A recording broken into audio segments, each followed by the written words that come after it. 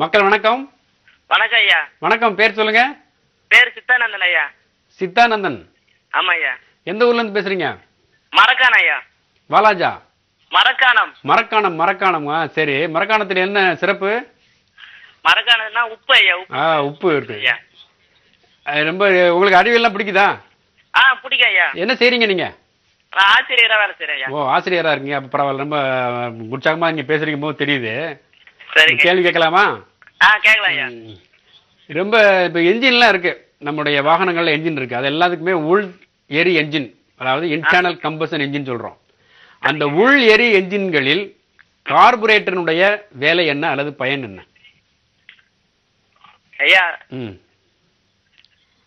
அதுல வந்து கரண்ட் போய் இன்ஜின் ஸ்டார்ட் பண்ண ஐயா. கரண்ட்டுக்கு அதுக்கு சம்மந்தம் இல்ல. கார்புரேட்டர்னு ஒரு சிறிய பகுதி இருக்கு அதுல. ஆமா, அந்த எரிபொருளுக்கும் அந்த இதுக்கும் என்ன தொடர்புன்னு கேளுங்க, சொல்லுங்க. அது எரிபொருள் எரியும் போது பம்ப் பண்ண ஐயா. அந்த கம்ப்ரஸர் பம்ப் பண்ணி வச்சுன்னா என்ஜின் சுத்த ஆரம்பிங்க. அது சுத்துது, அது அதுக்கு அப்புறம் தான் சுத்துது. சரிங்க. குறிப்பாக அந்த கார்புரேட்டர் இப்ப என்ன செய்வாங்க, மழை காலத்துல கார்புரேட்டர் எடுத்து அதை வந்து இக்னைட்டர் அதெல்லாம் எடுத்து என்னமோ பண்ணிட்டு இருப்பாங்க. அந்த முக்கியமாக கார்புரேட்டர் என்ன வேலை செய்கிறது, அதனுடைய பயன் என்ன தான் கேள்வி. இந்த எரிபொருளை பத்த வைக்கும்னு நினைக்கிறேன். எப்படி பத்த வைக்கும்? எரிபொருள் என்ன எரிபொருள் இருக்கு இன்ஜின்கள்ல? இன்ஜின்ல டீசல், பெட்ரோல். பெட்ரோல் இருக்கு. பெட்ரோல் எரியணும்னா என்ன வேணும்? எரின்னா நெருப்பு வச்சா கொஞ்சம் எரியும் ஐயா. நெருப்பு இருக்கட்டும், அது வந்து நெருப்பு கொஞ்சம் வச்சிருன்னு வச்சுக்க. அதுக்கு வேற என்ன வேணும்? சாதாரண ஒரு பொருள் தீப்பிடிச்சு எரியுது, அதுக்கு என்ன முக்கியமா என்ன வேணும்? எரிபொருள் தேவை, வெப்பம் சொல்லிட்டீங்க. வேற என்ன? என்ன இன்னொன்னு ஆக்சிஜன். ஆக்சிஜன் எங்க இருக்கு? ஆக்சிஜன் வந்து கார்பன் இல்ல அதோட கலவையா இருக்கு ஐயா. இல்ல ஆக்சிஜன் நம்முடைய வளிமண்டலத்துல காற்றுல இருக்கு. சரிங்க ஐயா. இப்ப கார்போரேட்டர் இது ரெண்டையும் தான் செய்யுது. இப்ப சொல்லுங்க பார்க்கலாம். உங்களுக்கு நிறைய உங்களுக்கு உதவி செஞ்சுட்டேன் வந்து. அந்த அந்த பெட்ரோலை பத்த வச்சதுன்னா காத்துல இருக்கிற ஆக்சிஜன் இல்ல, பத்த வைக்கிறதுக்கு முன்னாடி புரியுங்களா, அந்த கார்பரேட்டர் வந்து ஆக்சிஜன் காற்றையும் எரிபொருள் வாயுவையும் ஒன்றாக இணைக்கிறது, சேர்க்கிறது. தான் அது ரெண்டையும் ஒன்றாக கலப்பதற்கு தான் இந்த கார்பரேட்டர் பயன்படுகிறது. பரவாயில்லையா? பரவாயில்ல, வந்து ஓரளவுக்கு இதுதான் சொன்னீங்க, சரியா சொல்லல. இருந்தாலும் உங்களுக்கு ஒரு விஷயத்தை தெரிஞ்சுக்கிட்டீங்க. அடுத்த நேரம் யார் இணைப்பில் இருக்கான்னு பார்க்கலாம். மக்கள் வணக்கம். வணக்கம். பேர் சொல்லுங்க. ரஞ்சித். எங்க இருந்து பேசுறீங்க ரஞ்சித்? நாங்க கோயம்புத்தூர்ல இருந்துங்க. கோயம்புத்தூர்ல இருந்து பேசுறீங்களா? ஏங்க நல்லா இருக்கீங்களா? நல்லா இருக்கு. என்ன வேலை செய்றீங்க? நான் 9th படிக்கிறேன். 9வது படிக்கிறீங்களா? ரொம்ப எளிமையா உங்களுக்கு கேள்வி கேட்க போறேன். சரி, இது பூமி என்ன வடிவத்துல இருக்கு? இது ஸ்பியர் வடிவத்துல. கோள வடிவத்துல இருக்கு. பூமி உருண்டை என்பதை முதலில் கடல் வழியில் கண்டுபிடித்தவர் யார்? மேகலன். மேகலன் என்பது மிக சரியான விடை. பரவாயில்லையா, டக்குன்னு சொல்லிட்டீங்களே. நீங்க தான் உடனே சுறுசுறுப்பா சொல்லிட்டீங்க. மேகலன் 1519 அவர் நிறைய நாடுகளுக்கு பயணம் செய்து திரும்ப புறப்பட்ட இடத்திற்கே வந்து சேர்ந்தார். அதுல இருந்து பூமி உருண்டை என்பதை அவர் கண்டுபிடித்தார். இப்ப சோதனை செய்வோமா? உங்களுக்கு சோதனை செய்யலாமா? ஒரு கேள்விக்கு நீங்க சரியா சொல்லிட்டீங்க. இங்க பாருங்க, நம்ம ஏற்கனவே ஒரு சோதனை செய்யணும், அதனுடைய தொடர்ச்சி தான் இது. இப்ப பாருங்க, நம்ம வந்து பெரிய கண்ணாடி பாத்திரத்துல தண்ணி ஊத்தி அதுல சோடியத்தை போட்டோம். இப்ப அப்படிலாம் பண்ணாம ரொம்ப சின்ன ஒரு சோதனை குழாய் இங்க இருக்கு பாருங்க. இந்த வந்து ஒரு தாங்கியில வந்து மாட்டிருக்கிறேன். இப்ப எளிமையாக கிடைக்கலன்னா கவலைப்படாதீங்க. இந்த மாதிரி ஒரு சோதனை குழாய ஒரு இதுல அப்படியே ஒரு ரப்பர் பேண்ட் போட்டு இப்படி மாட்டி வைங்க. வச்சிருக்கோமா? இதுல முதல்ல கொஞ்சமா தண்ணி எடுத்துக்கோங்க. என்ன ஊத்துறேன்? பரவாயில்ல, இப்ப தெரியுமா பாருங்க. இது என்னது? இது இப்ப ஊத்தி இருக்கிறது தண்ணீர், சரியா? இப்ப அதுல முதல்ல சோதனை செய்த மாதிரி கொஞ்சம் என்ன எடுக்க போறேன்? இது வந்து பினாப்தலின். சரிதான் உங்களுக்கு? இதுல வந்து போட்டுக்கிறது பினாப்தலின். பாருங்க, சும்மா ஒரு டிராப் கொஞ்சம் விடுங்க, அவ்வளவு போதும். என்ன விட்டுருக்கேன்? பினாப்தலின். பினாப்தலின் பயன் என்ன? கலர் கண்டுபிடிக்கும். நிறம் காட்டி, அது இண்டிகேட்டர்னு சொல்லுவோம் ஆங்கிலத்துல. நிறம் காட்டி. நிறம் காட்டினா என்ன நிறம் காட்டும்? அது வந்து ஒரு பொருள் அமிலமா காரமானு காட்டும் இல்லையா? இப்ப அதுக்கு மேல என்ன செய்யறேன்? கொஞ்சமா வந்து இது மண்ணெண்ணெய், சாதாரண மண்ணெண்ணெய் தான், ஒன்றும் பயப்படாதீங்க. இந்த மண்ணெண்ணெய் போட்டுருவோம்.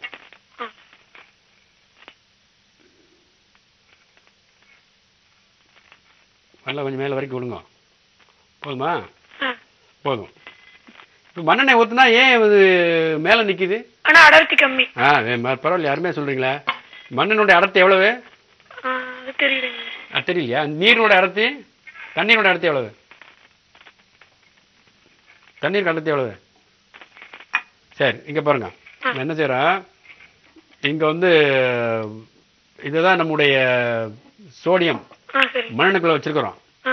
நீரில் வைக்கக்கூடாது, மண்ணெண்ணில் இருந்தால் தான் அது வந்து சுகமாக இருக்கும் அப்படின்னு.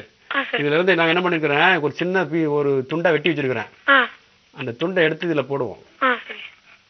இப்ப போட்ட உடனே என்ன நடக்குதுன்னு பாருங்க. என்ன நடக்குது, ஏன் அப்படி நடக்குதுன்னு நீங்க சொல்லணும். சரியா? இங்க பாருங்க, வந்து போட்டுட்டா. அட்டகாசம், அருமை. ஆஹா, அருமை. பாருங்க, நிறம் மாறுகிறது. அந்த இதை எங்க இருக்கா பாருங்க.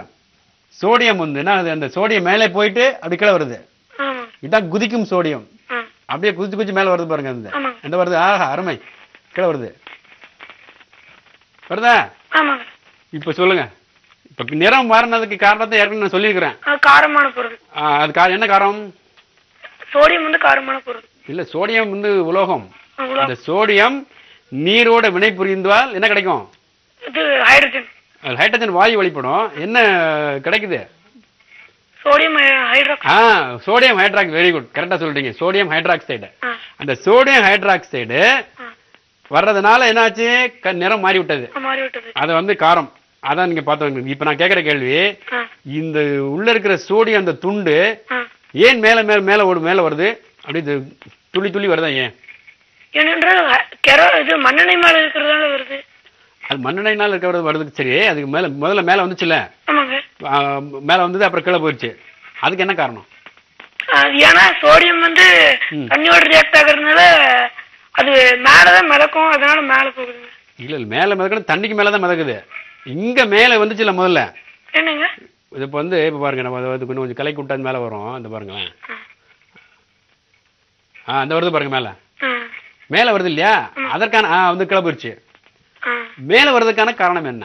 மேல வருது, அப்புறம் கீழே போகுது, அப்புறம் மேல போகுது, கீழே வருது. அதற்கான காரணம் என்ன? அடர்த்தி கம்மி. எதனுடைய அடர்த்தி? மண்ணெண்ணெயோட அடர்த்தி கம்மி. மண்ணுடைய அடர்த்தி கம்மி. மண்ணெண்ணுடைய அடர்த்தி கம்மினால தண்ணீர்ல மிதக்கு. நான் கேட்கிற கேள்வி, மண்ணெண்ணெயில் இந்த சோடியம் துண்டு மேலே போவதற்கும் கீழே வருவதற்குமான காரணம் என்ன? அதான் கேள்வி. சோடியம் துண்டு வந்து தண்ணியில சூடாகும், சூடாகிறதுனால மேல வரும். அப்படியா? சூடாகுதா? பாருங்க பாருங்க. இப்ப பாருங்க, கொஞ்சம் நேரத்து. ஆஹா, கை வச்சோடனே மேல வருது பாருங்களா? இப்ப சொல்லுங்க. கொஞ்சம் அப்படி தள்ளி விட்டாச்சுன்னா, ஆட்டி விட்டாலே மேல வந்துருது. அருமையா வருது. இல்லைன்னா தட்டினாலே வந்துடும். இப்ப பாருங்க, தட்டினாவே போறது பாருங்க. என்னால ஒரு பொருள் எப்பொழுது மிதக்கும்? இப்ப மேல வருகிறது என்றால் மிதக்கிறதுன்னு அர்த்தம். இப்ப வந்து இந்த வருது பாருங்க. அருமை. இப்ப நல்ல தள்ளுது. அதான் துள்ளி விளையாடும் சோடியம். இதுதான் தலைப்பு, துள்ளி விளையாடும் சோடியம். அப்படி துள்ளி மேல மேல வர்றதுக்கான காரணம் என்ன? புரியுதா? உங்களுக்கு புரியுது? சோதனை புரியுதா? ஒரு பொருள் சொல்லுங்க பார்க்கலாம். ஆக்சிஜன் இருக்கும்போது மேல மிதக்கும். ஆக்சிஜன்லாம் வரல. இப்போ வந்து சோடியம் நீரோடு வினை புரியும் பொழுது, அதாவது 2Na plus 2H2O என்ன கிடைக்கும்? 2NaOH, sodium hydroxide plus H2. Sodium ஹைட்ராக்சைடும் ஹைட்ரஜன் வாயும் கிடைக்கும். இந்த மேல தெரியுது பாருங்க, புகை புகையா வருது பாருங்க. அதுதான் ஹைட்ரஜன் வாயு. அந்த ஹைட்ரஜன் வாயு அந்த சோடியத்தோட ஒட்டி கொள்ளும் பொழுது ஹைட்ரஜன் வந்து அடர்த்தி கம்மியா இருக்கிறதுனால மேல மிதக்கும். ஹைட்ரஜனுடைய வாயு அதோட ஒட்டி கொள்ளும் பொழுது சோடியத்தினுடைய அடர்த்தி குறைந்து மேல மிதக்கும். ரொம்ப சரியா சொல்லிட்டீங்க. வந்து மேல வந்த உடனே திரும்ப எங்களை போகுது? திரும்பி அதோட ஹைட்ரஜன் வந்து மேல போயிருது. ஹைட்ரஜன் வாயு மேல போயிருது. திரும்ப வந்து பார்த்தா சோடியத்தினுடைய அடர்த்தி அதிகமா இருக்கனால கீழே போயிருது. இப்படியே இதே தொடர்ந்து இந்த வினை மேல மேல நடந்துட்டே இருக்கும். எது வரைக்கும் நடக்கும்? அது அந்த சோடியம் வந்து கம்மியாகிற வரைக்கும் நடக்கும். சோடியம் எல்லாம் அந்த வேதி வினை நடக்கிற வரைக்கும் இருக்கும். அடுத்த பிரேக் வர்றது வரைக்கும் இந்த போயிட்டே இருக்கும். வந்து சரியா? இந்த பாருங்க. ஆமா, இங்க பாருங்க, கீழே வரதா வந்து இங்க பாருங்க, மேல வருது, அப்படியே போயிட்டு போறது பாருங்க. கொஞ்சம் தட்டி விட்டா வந்துடும். ரொம்ப அருமையான சோதனை வந்து. ஆனால் இந்த சோதனை செய்யும் பொழுது ரொம்ப சரியா சொல்லிட்டீங்க. வந்து ரொம்ப சரியான விடை. இது சோடியம் நீரோடு வினை புரிந்து ஹைட்ரஜன் வாயு உருவாகிறது. அந்த வாயு சோடியத்தோடு சேரும் பொழுது அடர்த்தி குறைவதால் மிதக்கிறது. மேலே வந்த வாயு விடுபடுவதால் சோடியத்தினுடைய அடர்த்தி அதிகமாகி மீண்டும் மூழ்கிறது. இதுதான் இந்த சோதனைக்கான விளக்கம். ரொம்ப அருமையான சோதனை. நீங்கள் ஆசிரியருடைய துணையோடு செய்யணும், நீங்கள் தனியாக செஞ்சிடாதீங்க. சரியா? உங்களுக்கான புத்தகம் பரிசாக வந்து கொண்டே இருக்கிறது.